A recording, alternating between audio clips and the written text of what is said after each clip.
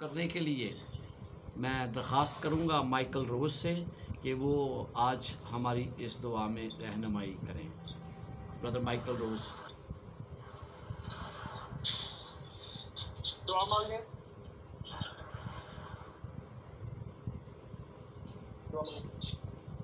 قدوس رحیم، آپ تیرا شکر کرتے ہیں کہ سانس کے لیے اس وقت اس گھڑی کے لیے خدا جو نے ہماری زندگی بخشی۔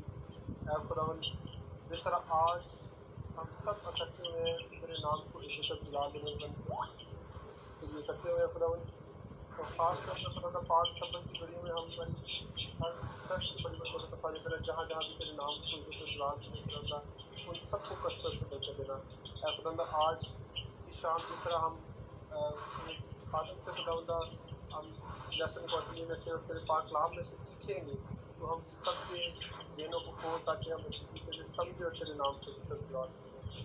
یہ سب کچھ مانگا کے پیارے بیٹے خدا یسوع مسیح کے نام سے آمین۔ اوکے جی، تھینک یو ویری مچ۔ ایک بار پھر آپ کو خداوند یسوع مسیح کے بابرکت پرفضل اور نجات بخش نام میں میری طرف سے آپ کو سلام۔ اور آج ہم بڑے خوش ہیں کہ خدا نے ہمیں ایک اور موقع دیا ہے کہ ہم اس کی عبادت کر سکتے ہیں، اس کے کلام کو سیکھ سکتے ہیں۔ اور آج ہے سبق نمبر 5، یہ افقی کفارہ۔ یہ افقی کفارہ کیا ہے؟ یہ یسوع مسیح کی صلیبی موت کے بارے میں ہمیں بتاتا ہے کہ کس طرح یسوع مسیح نے اپنی جان ہمارے لیے صلیب پر دے دی۔ افقی صلیب اور کلیسیا کا بڑا گہرا تعلق ہے۔ اگر ہم صلیب کو کلیسیا سے نکال دیں تو کلیسیا کا وجود ختم ہو جاتا ہے، کیونکہ صلیب کی نام سے کلیسیا کا وجود ہے۔ اور اگر آپ دیکھیں تو آپ کو پتہ چلتا ہے کہ صلیب کی بدولت ہی تمام کچھ ہے۔ افقی کفارہ یعنی یسوع مسیح نے اپنے آپ کو میرے اور آپ کے لیے صلیب پر دے دیا۔ صلیبی موت بڑی کرخت موت تھی جو میرے اور آپ کے لیے یسوع مسیح نے سہی۔ ہم جو پہلے مسیح سے دور تھے، مسیح یسوع کے خون کے سبب سے نزدیک ہوئے ہیں۔ اگر یسوع مسیح اپنا خون نہیں بہاتا تو ہم اس کے نزدیک نہیں ہو سکتے تھے، کیونکہ صلیب دیے جانے سے پہلے ہم خدا سے دور تھے، مسیح سے دور تھے۔ کیونکہ یسوع مسیح جو ہماری اور خدا کے درمیان دیوار حائل تھی، اس کو یسوع مسیح نے اس جدائی کی دیوار کو توڑ دیا، اس کو ڈھا دیا۔ اور جب ڈھا دیا تو اس لیے ہم خدا کے قریب چلے گئے۔ تو آج کا ہمارا لیسن جو ہے وہ افسیوں 2 باب اس کی 11 سے 22 آیات ہے۔ یہ ہمیں ایسے سفر پر لے جاتا ہے جہاں پر ہم 2 گروہ لوگوں کے دیکھتے ہیں۔ ایک گروہ جو وہ امن اور سلامتی کے ساتھ رہتا ہے، اور یہ دونوں گروہ جو ہیں مل کر خدا کی کلیسیا کی بنیاد کے اعلیٰ کار ہیں۔ اگر یہ دونوں گروہ نہ ہوں تو خدا کی کلیسیا کی تعمیر ناممکن ہے۔ اس لیے یہ دونوں گروہوں کے وسیلہ سے ہی یہ کلیسیا قائم ہے۔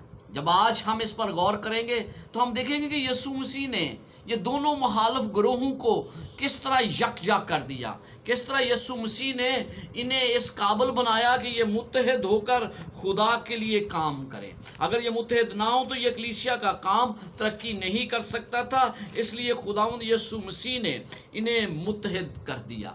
اور یہ متحد صرف اور صرف اس لیے ہوا ہے کیونکہ اس نے اپنی جان دے دی۔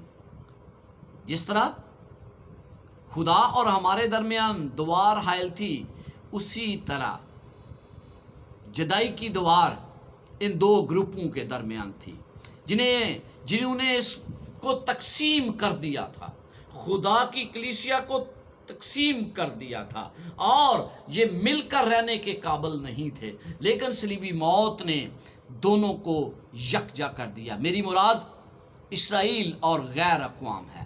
یہ خط جو افسیوں کے نام ہے، یہ اگر آپ دیکھیں تو یہ 2 باب تقریباً مرکزی حیثیت رکھتا ہے کلیسیا کے اندر۔ کلیسیا کو یکجا کرنے کے لیے، کلیسیا کو باہم متحد کرنے کے لیے آپ کو شاید ان دونوں گروہوں کے درمیان کچھ مصالحت نہ ملے، لیکن ہمیں پتہ چلتا ہے کہ اس کے اندر کوئی نہ کوئی چیز ہے، اور یہ دونوں مل کر خدا کی کلیسیا کی تعمیر کرتے ہیں۔ تو اس لیے ان دونوں کے بارے جاننا ہمارے لیے انتہائی ضروری ہے، تاکہ ہم اس کلیسیا کے کام کو سمجھ سکیں جو خدا نے ہمارے سپرد کیا ہے۔ تو اگر آپ کا کوئی سوال ہوگا تو ہم وہ آخر میں لیں گے، اس لیے آپ جو بھی آپ کا سوال ہو، جب میں میسج دے رہا ہوں تو آپ اس کو دیکھتے رہیں، اس کو نوٹ کر لیں، تاکہ جب آپ کی باری آئے تو آپ وہ سوال کر سکیں اور ہم اس کو پھر جواب دیں گے۔ اوکے، پہلی بات میرے ساتھ بائبل مقدس افسیوں کا خط اس کا 2 باب نکال لیجئے، کیونکہ جب آپ اس کو دیکھیں گے تو پھر ہم اس کو بہتر طریقے سے سمجھ سکیں گے۔ پہلی چیز، یہ تقسیم کیا کرتی ہے، کس وجہ سے یہ تقسیم ہے، تقسیم پیدا ہوئی، ہم اس کے بارے سیکھیں گے۔ دوسری بات، ان کے درمیان مفاہمت کیسے ہوتی ہے۔ جو تیسری بار ہم سیکھیں گے وہ ٹوٹی ہوئی دیوار ہے جو ان کے درمیان حائل ہے، اور اس ٹوٹی ہوئی دیوار کو کس طرح دوبارہ سے متحد کیا گیا ہے۔ ہم اس کے بارے سیکھنے کے بعد پھر ہم سیکھیں گے کہ صلح کا پیغام کیا ہے، اور پھر آخر میں خدا کی ہیکل کیا ہے۔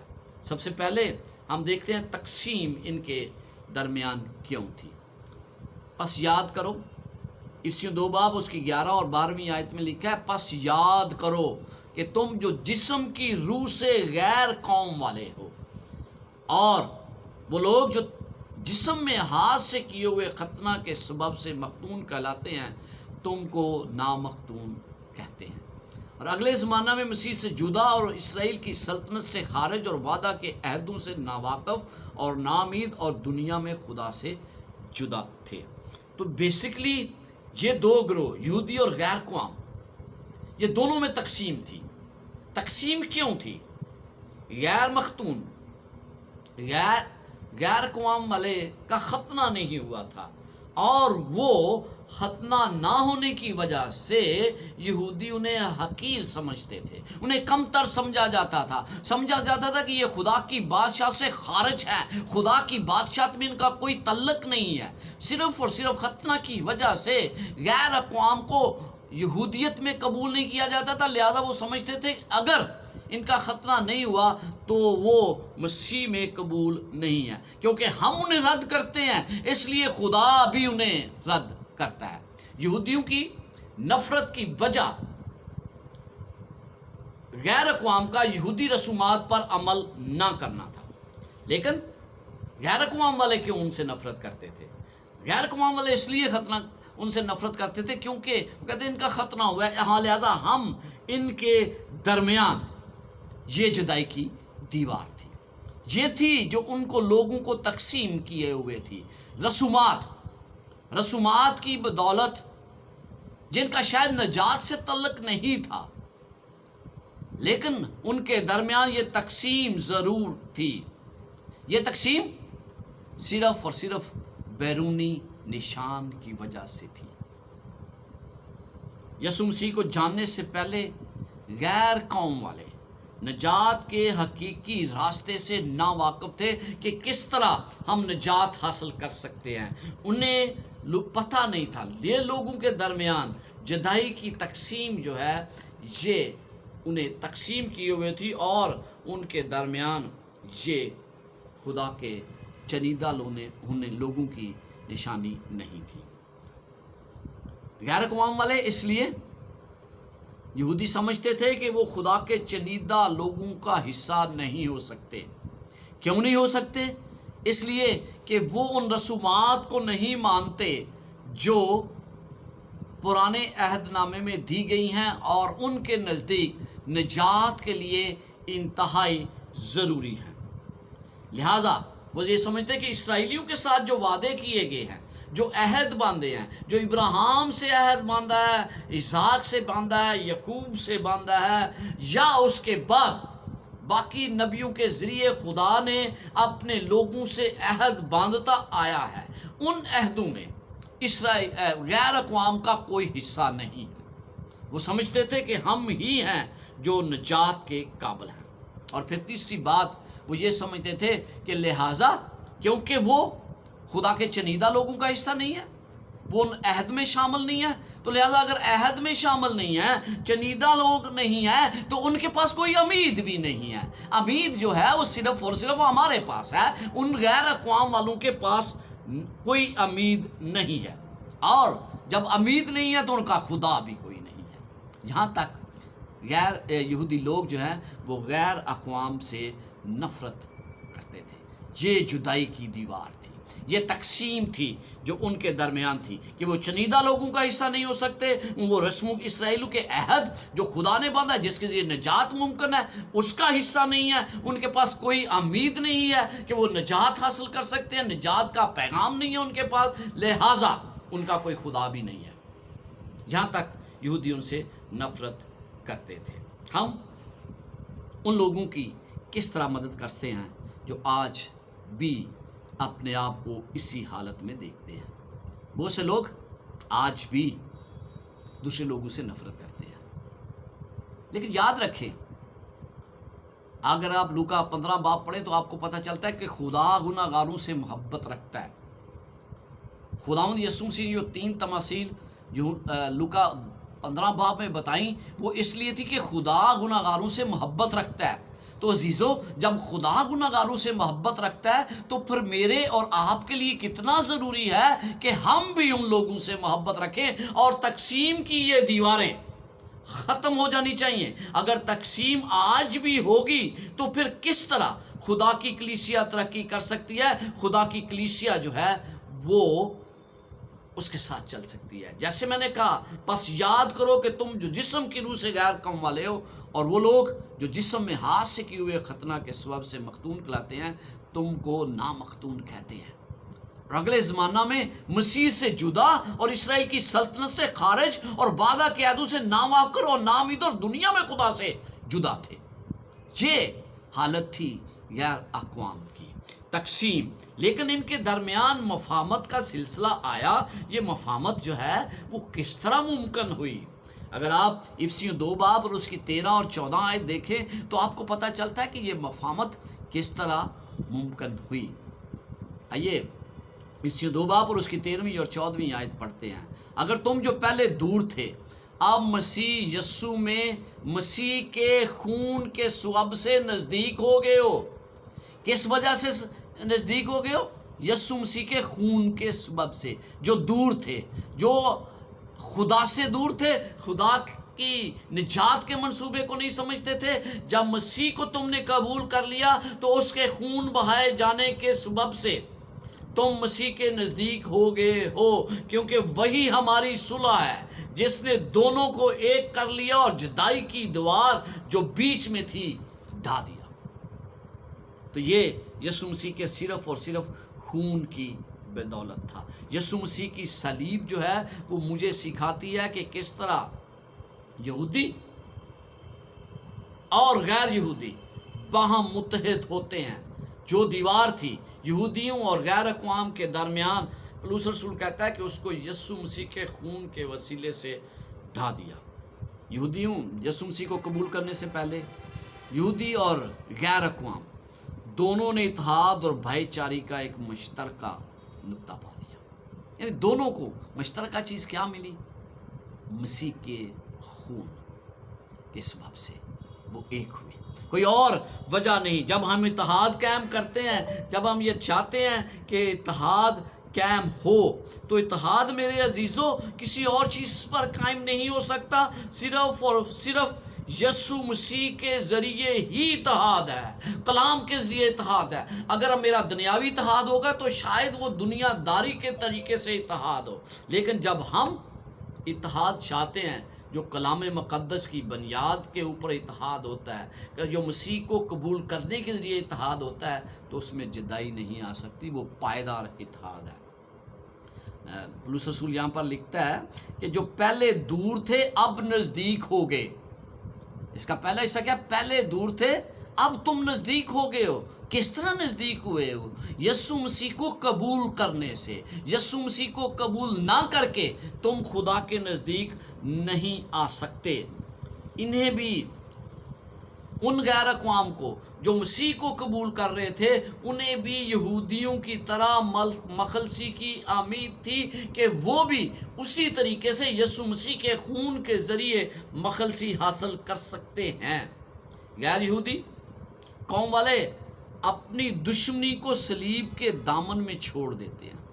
یہودی اور غیر قوم، جو دشمنی تھی ان کے درمیان، وہ ختم ہو گئی، کیونکہ دونوں نے جب مسیح کو قبول کر لیا تو پھر کوئی وجہ نہیں تھی تو کہ دشمنی ہو.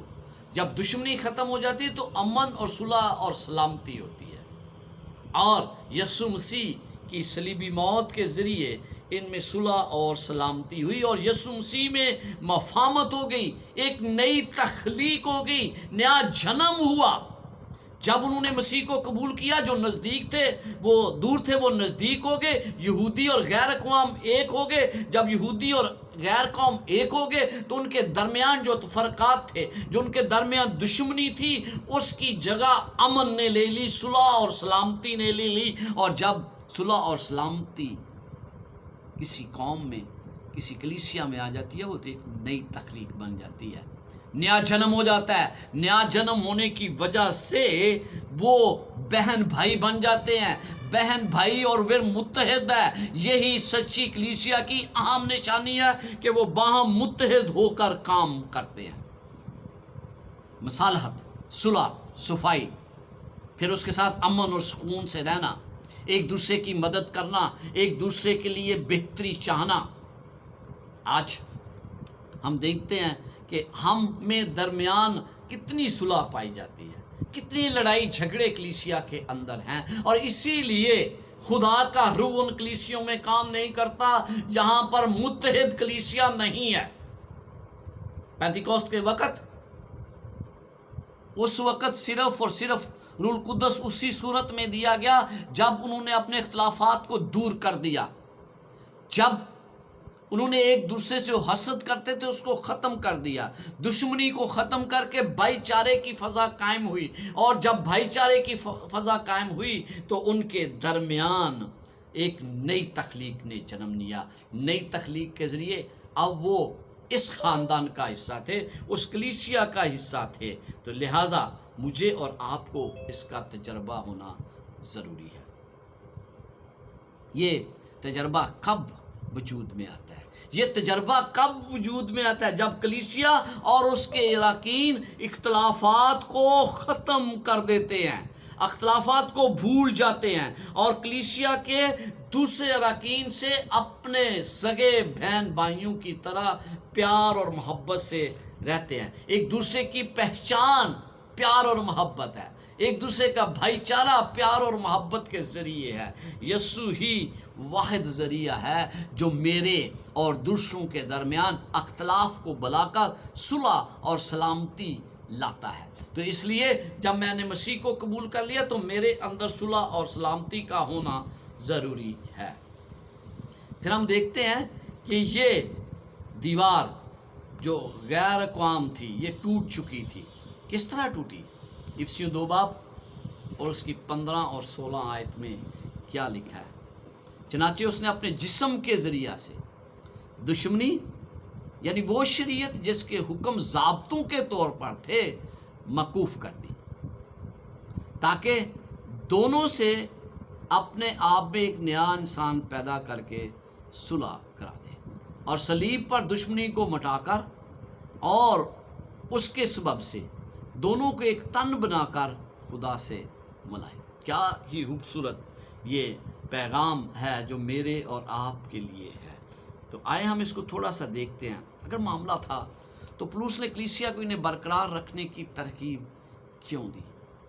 ہم دیکھتے ہیں کہ یہاں پر جو چیز بتائی گئی ہے کہ شریعت جس کے حکم ضابطوں پر موقوف تھے، اس کو کیا کر دیا؟ मकूफ करती है ताकि दोनों से अपने आप को एक नया इंसान पैदा करे। अगर हम देखें तो हमें जो खुदा के अहकामात हैं वो हमारे लिए ज़रूरी हैं। अगर खुदा के अहकामात ज़रूरी हैं तो फिर खुदा ये क्यों कह रहा है पौलुस रसूल के ज़रिए कि शरीयत जिसके हुक्म ज़ाब्तों के तौर पर थे मकूफ़ कर दी। शरीयत क्या मकूफ़ हो गई है? यहूदी और गैर कौमों के साथ इत्तेहाद कायम करने के लिए यस्सु ने दुश्मनी की तकसीम करने वाली दीवार को तोड़ दिया। वो दीवार क्या थी? और अपने जिस्म में शरीयत के उसके अहकाम ज़ाब्तों के साथ अलग कर दिया। क्या उसने 10 अहकाम को ख़त्म कर दिया? जो यहाँ शरीयत के बारे है कि शरीयत के हुक्मों को हुक्म ज़ाब्तों के तौर पर मकूफ़ कर दिया, हरगिज़ नहीं है। पौलुस रसूल ने इनके अहकामात का जिक्र किया है। अगर आप देखें इफिसियों 6 बाब और उसकी 2 और 3 आयत, तो आपको पता चलता है कि यहाँ पर 5वें हुक्म का जिक्र किया गया है कि किस तरह खुदा जो है उसने ये हुक्म कभी भी मनसूख नहीं किए है। इफिसियों 6 बाब और उसकी 2 और 3 आयत, यहाँ पर लिखा है ताकि तेरा भला हो और तेरी उम्र दराज हो, अपने बाप की और अपनी माँ की इज्जत कर। ये पहला हुक्म है जिसके साथ वादा भी है, ताकि तेरा भला हो और तेरी उम्र दराज हो। ये 5वां हुक्म है जिसके मतलब पौलुस रसूल ये कहता है कि हमें इसको मानना है। अब 5वां बाब और उसकी 3 आयत में ऐसा है कि ये 7वें हुक्म का जिक्र किया गया है। और जैसा कि मुकद्दसों को मुनासिब है तुम में हराम कारी और किसी तरह की नपाकी या लालच का जिक्र ना हो, 7वां हुक्म। फिर हम 4था बाब और उसकी 28 आयत में पढ़ते हैं 8वां हुक्म। 8वां हुक्म 28 आयत में लिखा है चोरी करने वाला फिर चोरी ना करे बल्कि अच्छा पेशा अख्तियार करे, हाथों से मेहनत करे ताकि महताज को देने के लिए उसके पास कुछ हो। 9वें हुक्म का जिक्र हम 25 आयत में पढ़ते हैं, 4था बाब और 25 आयत इफिसियों। बस झूठ बोलना छोड़कर हर शख्स अपने पड़ोसी से सच बोले क्योंकि हम आपस में एक दूसरे के अज़ा हैं। फिर 10वां हुक्म 5वां बाब और उसकी 5 आयत में पता चलता है, क्योंकि तुम ये खूब जानते हो किसी हरामकार या नपाक या लालची को बुत परस्ती के बराबर है, मसीह और खुदा की बादशाही में कुछ मिरास नहीं है। हम यहाँ पर क्या पढ़ते हैं? हम ये पढ़ते हैं कि उसने कभी भी ये 10 अहकाम की बात नहीं की। वो असूल और ज़ाब्ते जो ऐसे ज़ाब्ते थे जो उन्हें मुर्दे इल्ज़ाम ठहराते थे, उनकी बात की गई है। 10 अहकाम की बात जो अखलाकी शरीयत है उसको कभी भी मतनाज़ा नहीं बनाया गया। यहूदी और गैर कौमों के दरमियान तनाज़ात को जन्म देने वाले रस्मी कवानीन थे, वो रसूमात थीं जिनकी वजह से उनके दरमियान जदाई थी, जिन्हें यहूदी निजात का ज़रिया समझते थे और जिसमें उन्होंने अपने अहकाम को शामिल कर लिया हुआ था। जिस ऐसे ज़ाब्ते ऐसे कवानीन जो वो समझते थे यहूदी ये निजात के ज़रूरी हैं और उन्होंने अपने अहकामात को इसमें शामिल किया हुआ था। फिर हम देखते हैं कि ये टूटी हुई दीवार थी। अब सुलह का पैगाम खुदा ने उन्हें दे दिया। सुलह का पैगाम क्या था? और उसने आकर तुम्हें जो दूर थे और उन्हें जो नज़दीक थे दोनों को खुशखबरी दी। इफिसियों 2 बाब 17 और 18 आयत में पढ़ रहा हूँ। और उसने आकर तुम्हें जो दूर थे और उन्हें जो नज़दीक थे दोनों को सुलह की खुशखबरी दी, क्योंकि उसी के वसीला से हम दोनों को एक ही रूह में बाप के पास रसाई होती है। हम दोनों की एक ही रूह के ज़रिए बाप तक रसाई होती है। यहाँ पर पौलुस रसूल इफिसियों में यशायाह 7 बाब 52 आयत और 57 बाब 19 आयत की तकमील देखता है। मसीह ने रसूलों के ज़रिए गैर अक़वाम जो मसीह से बहुत दूर थे, जिन्हें मसीह का पता नहीं था, जो मसीह की शरीयत से ना वाकिफ़ थे, جو مسیح کی موت سے ناواقف سے، اس کے نجات کے منصوبے سے ناواقف تھے. یہ بہت دور تھے مسیح سے، اور جو نزدیک تھے وہ یہودی تھے. دونوں کو صلح کی خوشخبری سنا دی. اور یہ صلح کی خوشخبری جیسے میں نے پہلے بتایا یسوع مسیح کے ذریعے ہی ممکن تھی. یسوع مسیح نے اپنی سلامتی ہمیں دے دی. یوحنا 14 باب اور اس کی 27 آیت کے مطابق یسوع مسیح نے اپنی سلامتی، امن کا شہزادہ، اپنی سلامتی مجھے اور آپ کو دے دی، اور وہ خود ہماری سلامتی ہے. جہاں بھی انجیل کی تبلیغ کی جاتی ہے وہاں امن کا پیغام دیا جاتا ہے. جہاں بھی آپ جاتے ہیں، جب آپ پیغام دیتے ہیں تو یہ امن کا پیغام ہے. ہمیں امن کی تلاش کرنی چاہیے اور سب کے ساتھ امن سے رہنے کی کوشش کی جانی چاہیے. صلح سلامتی کا پیغام جو ہے یہ ہر کسی تک پہنچانا ضروری ہے. انجیل کا پیغام ہی یہی ہے. اور جب یہ دونوں گروپ جو دور تھے ایک دوسرے سے، یعنی یہودی جو پہلے مسیح کے نزدیک بہت تھے، غیر اقوام جو مسیح سے دور تھے، دونوں کو انجیل کی خوشخبری جو ہے وہ متحد کرتی ہے. وہ ان کے درمیان امن اور سلامتی لاتی ہے. وہ ان کے درمیان صلح کا پیغام ہے.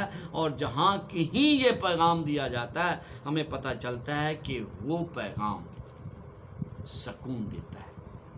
جو پیغام انجیل کا پیغام ہے وہ امن اور سلامتی کے ساتھ صلح بھی لاتا ہے. اور بائبل کی تعلیم یہ ہے کہ ہمیں ایک دوسرے کو معاف کرنا چاہیے، ایک دوسرے کو برداشت کرنا چاہیے، ایک دوسرے کی ہر بات کو سہنے کی ترغیب ہمیں دیتا ہے. اور پھر یہ ہمارے لیے میل ملاپ کا ایک ذریعہ ہے. میں یہ چاہتا ہوں کہ رومیوں 5 باب اور اس کی پہلی آیت کو پڑھا جائے. رومیوں 5 باب اور اس کی پہلی آیت میں لکھا ہے، بس جب ہم ایمان سے راست باز ٹھہرے تو خدا کے ساتھ اپنے خداوند یسوع مسیح کے وسیلہ سے صلح رکھیں. تو ہمارا میل ملاپ اس وجہ سے ہوتا ہے جب ہماری خداوند یسوع مسیح کے ساتھ صلح ہوتی ہے. اب ہم دیکھتے ہیں کہ جب تقسیم ختم ہو گئی، مفاہمت آ گئی، جو دیوار تھی دونوں گروہوں کے درمیان اس کو ڈھا دیا گیا، امن اور سلامتی آ گئی. تو امن اور سلامتی کے بعد کیا پیغام تھا؟ افسیوں 2 باب 19 سے 22 آیت تک. بس اب تم پردیسی اور مسافر نہیں رہے، بلکہ مقدسوں کے ہم وطن اور خدا کے گھرانے کے ہو گئے، اور رسولوں اور نبیوں کی نیو پر جس کے کونے کا سرے کا پتھر خود مسیح یسوع ہے تعمیر کیے گئے ہو. اسی میں ہر ایک عمارت مل ملا کر خداوند میں ایک مقدس پاک مقدس بنتا ہے، اور تم بھی اس میں باہم تعمیر کیے جاتے ہو تاکہ روح میں خدا کا مسکن بنو. یہاں پر آپ کیا دیکھتے ہیں؟ آپ دیکھتے ہیں کہ پردیسی اور مسافر نہیں ہے. صلیب پر یسوع مسیح نے ایمانداروں کے درمیان تمام اختلافات کو ختم کر دیا. اختلافات بہت تھے، بہت گہرے تھے، لیکن صلیبی موت نے ان تمام اختلافات کو ختم کر دیا، اور وہ ایک متحد عمارت کے طور پر مل کر کام کر سکتے ہیں. اب دونوں مل کر مسیح کا خوشخبری کا پیغام انجیل کی منادی کر سکتے ہیں. اور یہ کہ ایک روحانی کہتا ہے ایک روحانی عمارت بنتی ہے. اور وہ روحانی عمارت کیا ہے؟ وہ مقدس کی تشکیل کرتے ہیں دونوں مل کر، اور دونوں مل کر مسیح کی کلیسیا بنتے ہیں. اور جس کے سرے کے کونے کا سرے کا پتھر وہ کیا کہتا ہے؟ یسوع مسیح ہے جس پر ہیکل کھڑی ہے. بائبل مقدس رسولیوں اور نبیوں کی تعلیم اس کی بنیاد ہے. تمام نبیوں اور رسولوں نے اسی چیز کو بنیاد بنا کر تعلیم دی ہے. روح القدس کے ہر حصے کو ہماری مدد کرتا ہے. روح القدس ہر حصے کی تعمیر میں ہماری مدد کرتا ہے اور عمارت کو بڑھنے کا سبب بناتا ہے، یعنی کہ اس کلیسیا کو بڑھنے کا ایک سبب بناتا ہے. और फिर हम देखते हैं कि इस मुशाबत के साथ पौलुस रसूल दो लोगों के बारे में अपने बयान को ख़त्म करता है। कहता है कि तुम मुत्तहिद हो, तुम एक हो गए हो, और जब तुम एक हो गए हो तो जहाँ कभी दीवारें थीं अब वहाँ क्या होना चाहिए? वहाँ प्यार और मोहब्बत होना चाहिए। आपकी कलीसिया में या दूसरी कलीसिया में मुख्तलिफ अक़वाम के लोग पाए जाते हैं। आपके कलीसिया में बहुत से लोग ऐसे हैं जो एक दूसरे से मोहब्बत और प्यार से पेश नहीं आते, जिनमें फेवरेटिज़म बहुत ज़्यादा पाया जाता है। हमारी कलीसियों में ज़ात पात भाईचारा की बुनियाद पर यह तकसीम है, जिसको बड़ी वाज़िया तौर पर हम देख सकते हैं।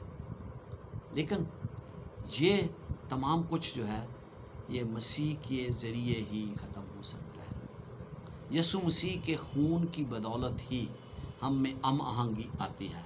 हम सब फिर ही मिलकर काम कर सकते हैं जब हम ये नफ़रत की दीवारों को गिरा देंगे, जब हमारे दरमियान कोई इख्तलाफ नहीं होगा। और जब हमारे दरमियान इख्तलाफ नहीं होगा तो फिर रूह कुद्दस नाज़िल होगा। जिस तरह पेंतिकोस्त के वक्त उन्होंने इख्तलाफात को भुलाया और रूह कुद्दस खुदावंद ने दिया, वो पहली बारिश थी, आखिरी बारिश भी उन्हीं असूलों पर मुनस्सर है जो पहली बारिश के लिए थे, यानी यकजहती, तकसीम को ख़त्म करना। और पौलुस रसूल हमें वाज़िया करता है कि इस तकसीम को मुझे और आपको ख़त्म करने के लिए कहा गया है। हमारे पास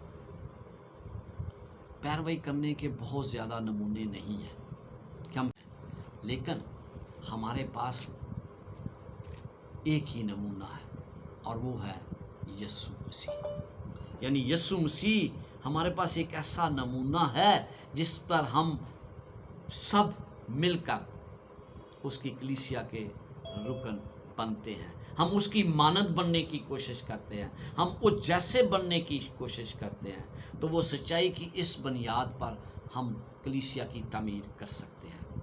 वही एक रूह है जो हर एक कलीसिया को मुत्तहिद करता है।